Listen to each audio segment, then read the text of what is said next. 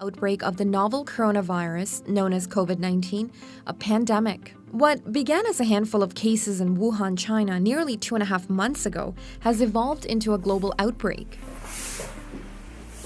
with the virus spreading to over 100 countries with over 100,000 cases and 4,000 deaths confirmed. But how far can the coronavirus spread, and how many people can actually get infected? It's spreading very rapidly because some countries are having trouble containing it. In countries where the response hasn't been as quick, they've really paid the price. So you see that in Italy, where the spread is really, it spreads very quickly and in a very widespread way. The lack of initial symptoms is playing a big role in the spread of the virus. I think the problem is that there are people that have no symptoms or minimal symptoms that are potentially that are transmitting it to other people. Epidemiology professor Mark Lipsitch at Harvard University made headlines after he projected that 40 to 70% of the world's adult population could be affected by COVID-19. It's a projection, so we will find out if it's accurate as things go on. I think there's a reasonable chance that there will be public gatherings will be restricted. There's another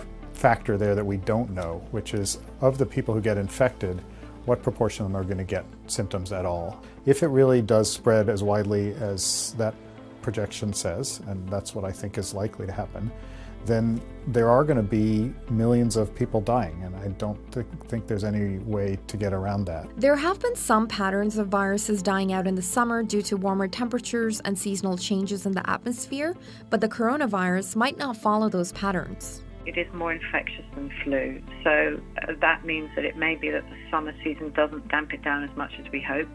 And the other thing is that when there's high levels of susceptibility in the population like we have for a new virus, sometimes the seasonality doesn't work the same way. Crowcroft says that so far the coronavirus has affected diverse age groups, but seniors, and especially ones with underlying illnesses, are the most at risk. At the other end of the age spectrum, children remain virtually untouched by the virus. There are many questions that remain unanswered as the COVID-19 pandemic unfolds. But for now, experts hope that as a global community, we can slow down the virus from spreading further by practicing good hygiene and following the country's travel recommendations.